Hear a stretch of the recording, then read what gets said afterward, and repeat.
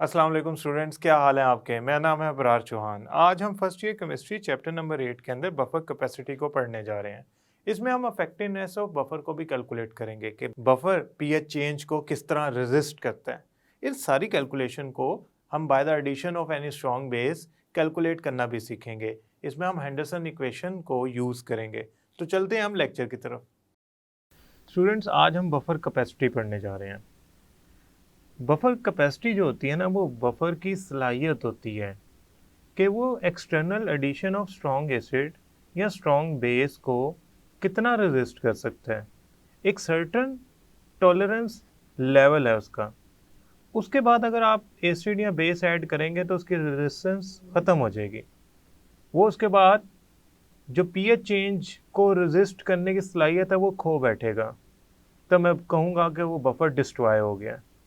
So technically buffer capacity of a solution is the capability कहते हैं हम सलाहियत को।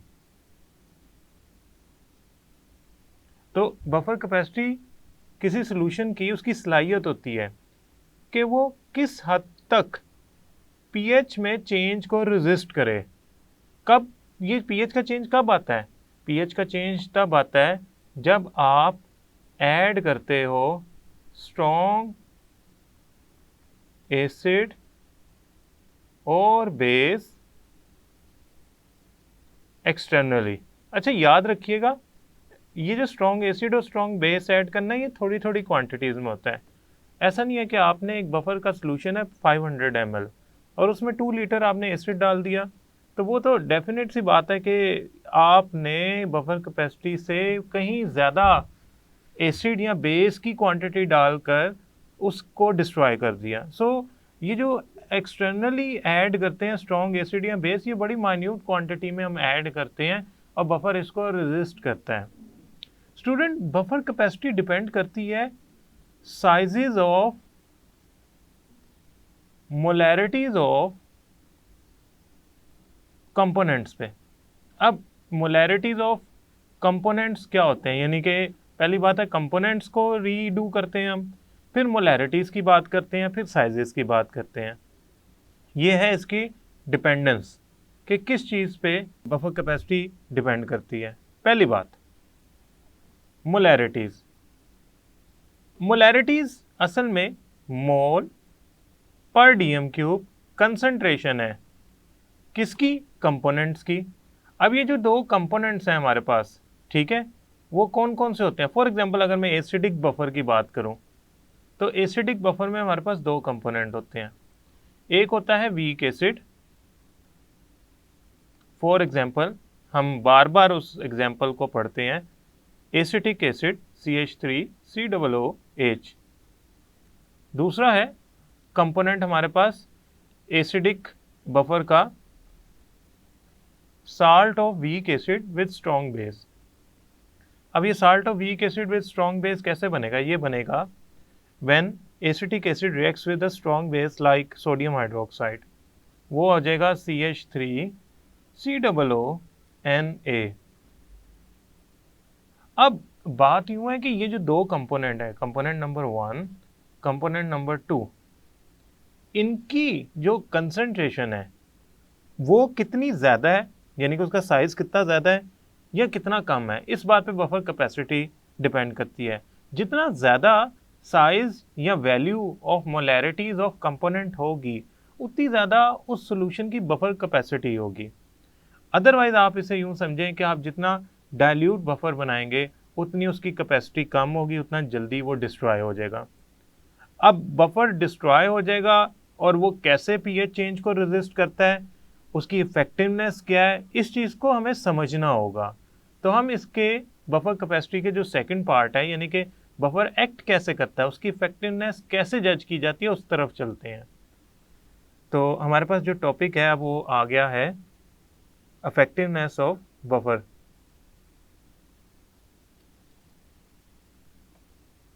इफेक्टिवनेस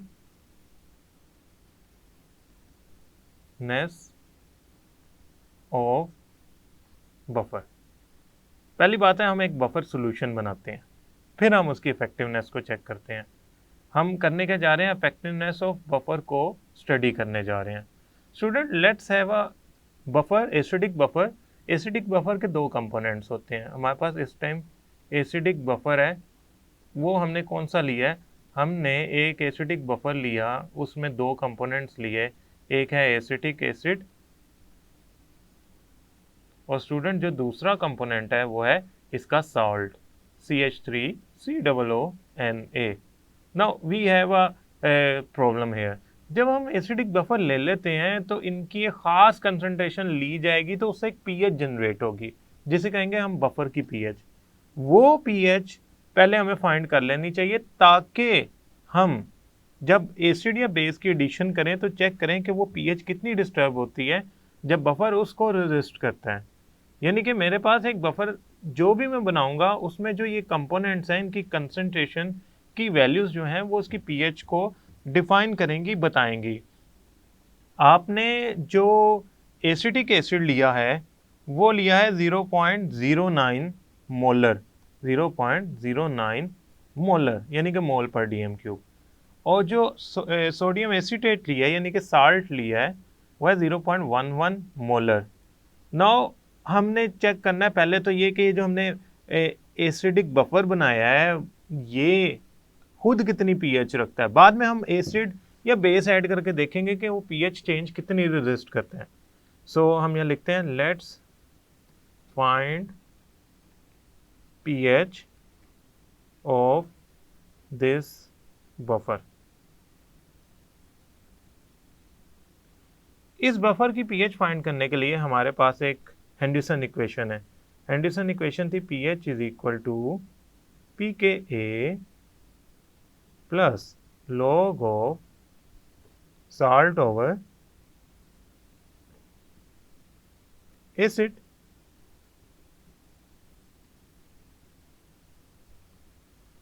अच्छा, अब मैं आपको एक बात बताता हूँ। आपने pKa की वैल्यू जो है वो ऑलरेडी टेबल्स में गिवन है, वो आपने वहाँ से फाइंड कर लेनी है। फॉर एग्जांपल एसिटिक एसिड के लिए जो pKa की वैल्यू होती है वो होती है 4.74, जो शो करती है कि एसिटिक एसिड एक वीक एसिड है।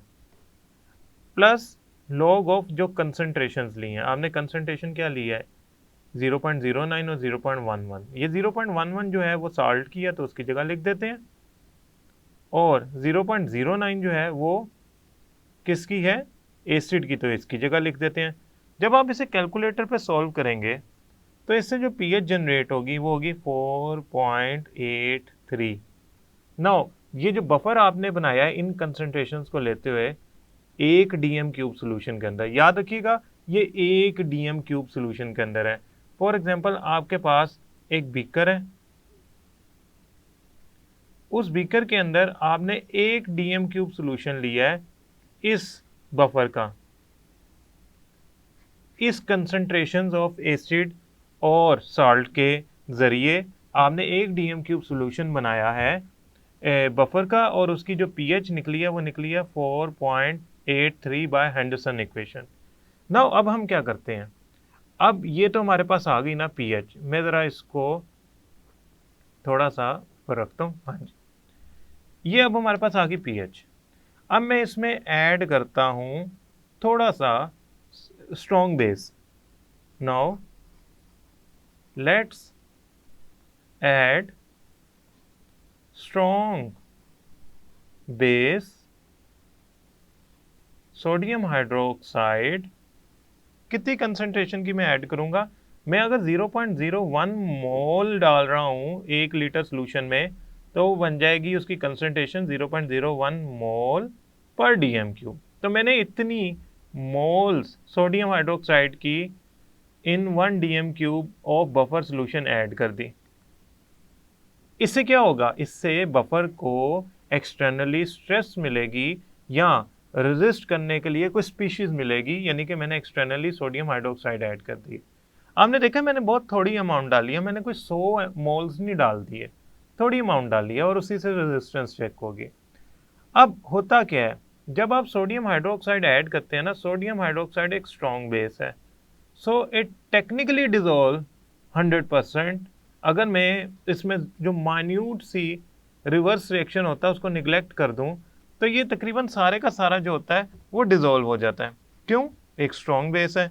तो ये मैं कहूँगा कि मेरे पास जो 100% सोडियम हाइड्रोक्साइड है वो 100 का 100% डिजोल्व होकर सोडियम और हाइड्रोक्साइड आयन बना गया है, और इसमें रिवर्सिबल रिएक्शन का एरो लगाने की ज़रूरत नहीं है, because it is of no much value. वो 100% ही कंसिडर होगा डिजोल्व होना, डिसोसिएट होना। तो ये जो सोडियम हाइड्रोक्साइड है ये 100% डिसोसिएट हो गया है, आयंस में कन्वर्ट हो गया है जब इसे वाटर में ऐड किया गया। सो ये था solid and it is converted into aqueous when added in water.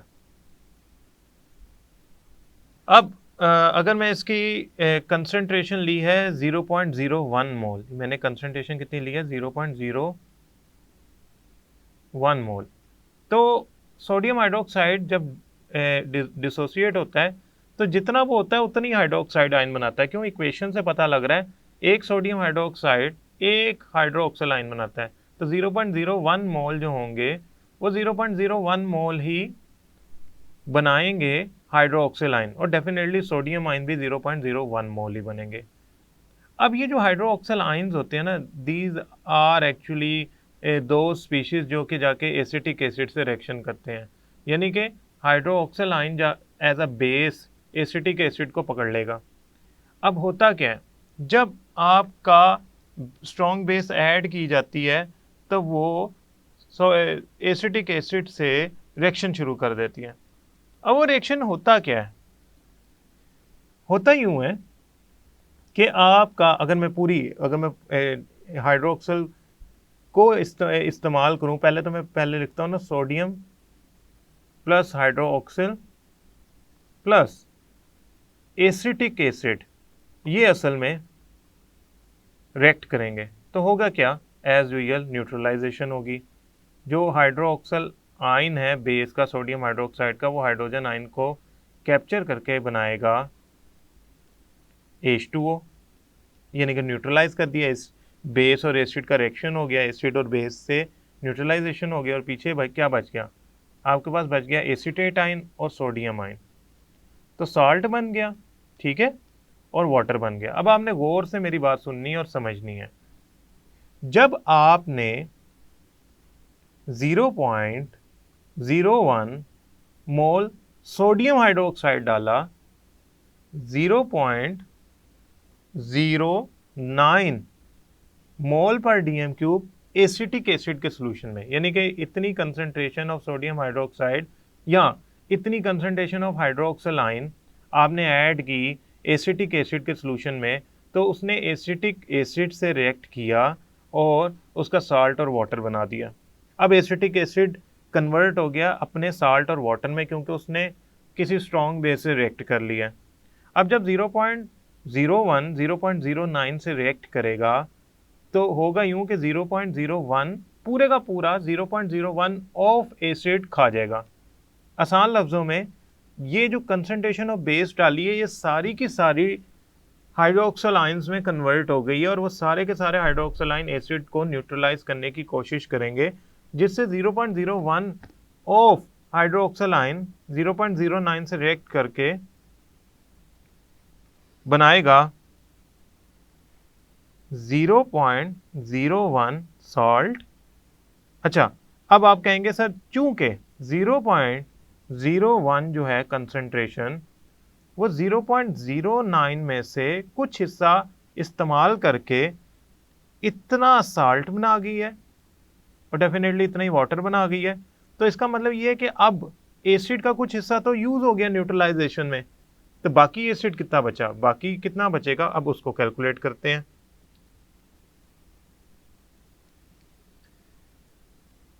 Total हमारे पास कंसंट्रेशन थी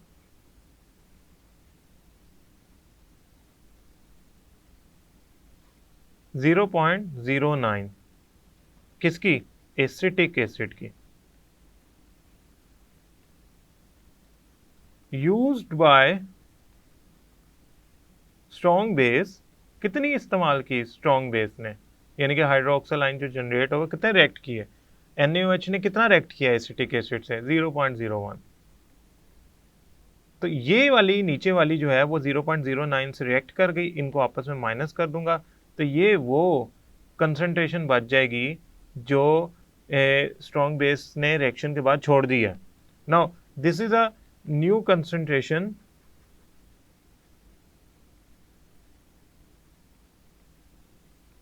of acetic acid in solution. इसको मैं यूं भी लिखूंगा, acetic acid left in solution. Acetic acid जो आपके बफर सॉल्यूशन में रह गया। कैसे मुझे पता लगा? जितना बेस ने इस्तेमाल कर लिया वो मैंने लिख दिया, वो मैंने टोटल कंसंट्रेशन से माइनस कर दिया, तो मेरे पास 0.08 मोलर यानी कि मोल पर डीएम क्यूब ये कंसंट्रेशन मेरे पास बच गई। तो मैं कैपिटल एम लिख लेता हूँ। अब ये सही है स्टूडेंट। इस बात को मैं यूं भी कह सकता हूं कि 0.01 molar acetic acid reacts with 0.01 molar sodium hydroxide to form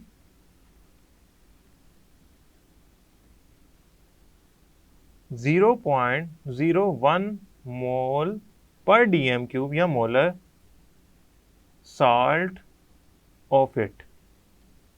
इसका मतलब साल्ट की कंसंट्रेशन 0.01 बन जाएगी नहीं, जो सॉल्यूशन में ऐड हो जाएगी, और 0.01 कंसंट्रेशन ऑफ एसिड जो है वो रिएक्ट करके खत्म हो जाएगी। तो जो मैंने शुरू में कंसंट्रेशंस ली थी वो क्या थी और अब रिएक्शन के बाद क्या बनी? मेरे पास जो इनिशियली कंसंट्रेशन बफर सॉल्यूशन की थी, इनिशियल कंसंट्रेशंस जो थी बफर सॉल्यूशन की वो थी 0.11 molar salt of acetic acid, 0.09 molar acetic acid. अब जब रिएक्शन हो गया, आफ्टर रिएक्शन या आफ्टर न्यूट्रलाइजेशन, क्योंकि वो रिएक्शन की टाइप है एसिड और बेस, तो मैं आफ्टर न्यूट्रलाइजेशन ही लिखूंगा क्योंकि ये रिएक्शन न्यूट्रलाइजेशन का। क्यों? इसमें एसिड ने बेस से रिएक्ट किया है, तो उस रिएक्शन को हम न्यूट्रलाइजेशन रिएक्शन कहते हैं। आफ्टर न्यूट्रलाइजेशन न्यू कंसंट्रेशन जो अपीयर हुई, देखें पहले थी हमारे पास साल्ट की कंसंट्रेशन 0.11, नया साल्ट भी बना है 0.01, तो कंसंट्रेशन इंप्रूव हो गई इसकी, जो नया बना है प्लस पुराना जो अवेलेबल है 0.12 CH3COO और दूसरा क्या बना है? दूसरा मेरा डिक्रीज हो गया 0.08 एसिटिक एसिड। एसिटिक एसिड इस्तेमाल हो गया और साल्ट ज्यादा बन गया। अब मैं फाइंड करता हूं new pH after addition of 0.01 molar sodium hydroxide. New pH निकालता हूं, वो क्या निकलेगी? उसके लिए मैं ऐसा करता हूं, pH is equal to pKa plus log of salt over acid, ये यूज करता हूं।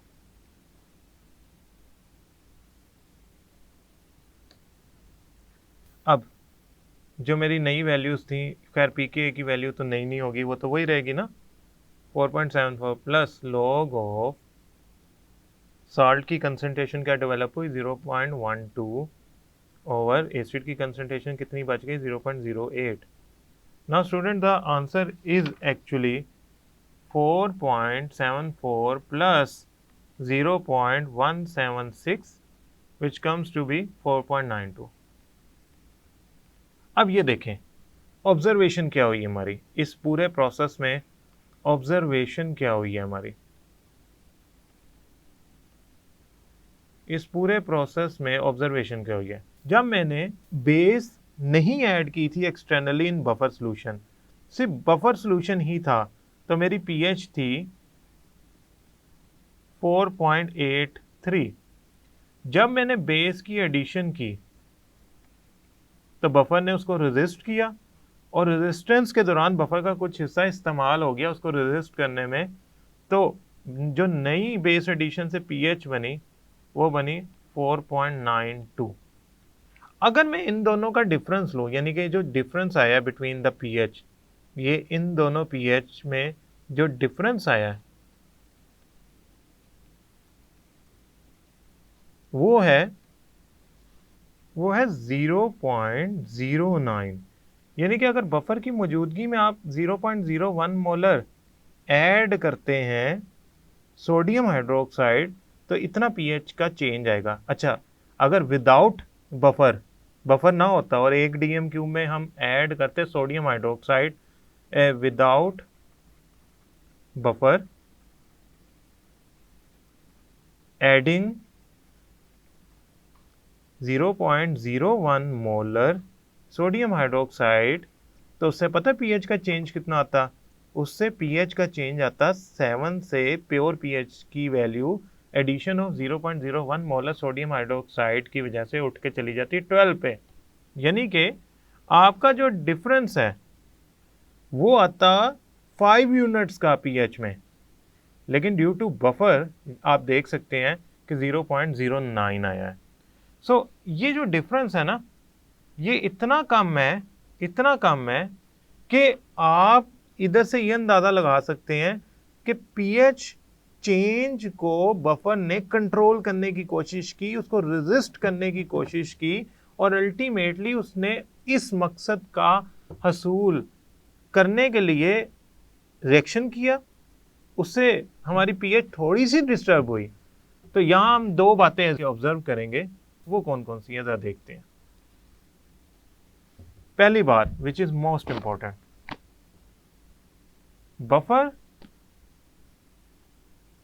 बफर में, ठीक है, पीएच चेंज होती है, मतलब बफर में पीएच चेंज होती है मगर वो कांस्टेंट नहीं कर पाता पीएच चेंज। यानी कि मतलब ये है कि आप सोडियम हाइड्रोक्साइड या स्ट्रॉन्ग एसिड कोई डालेंगे तो पीएच चेंज बहुत माइन्यूट आएगा, पीएच कांस्टेंट नहीं होगी।